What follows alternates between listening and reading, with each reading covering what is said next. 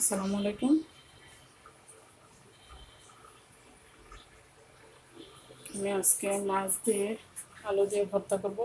আলুটা ভেজে নিচ্ছি, পেস্ট একটু টাইজা নিলাম, আর এই যে মাছগুলোর কাটা বাচ্চা নিলাম। আমার কাছে এই ভর্তাটা খুবই মজা লাগে, আমার মা সবসময় বানায়। এই যে শুকনো মরিচ, আমি এগুলা ভাইজা ফাঁকি করে নিচ্ছি, একটু ব্লেন্ডারে গুঁড়া করে নিচ্ছি, ওটা দিব। আর সামান্য পরিমাণ লবণ দিব। আমার মাছ আর মরিচের গুঁড়া, মরিচ বাটা হয়ে গেছে। এখন আলুটা বেটে নেব, তারপরে পেঁয়াজ দিয়ে দিব।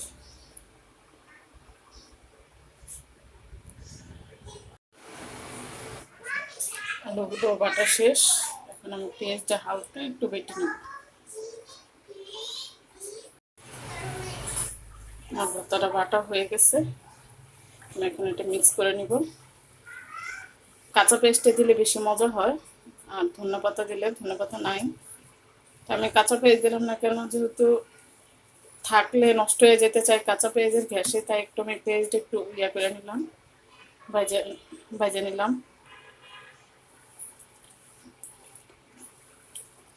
ঝাল লবণ সব ঠিক আছে।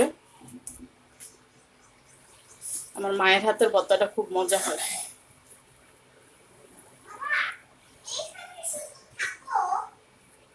কিসে যে ভর্তা কাটা কমপ্লিট হয়ে গেল, কাটাটাটাও সব পরিষ্কার করে নিলাম।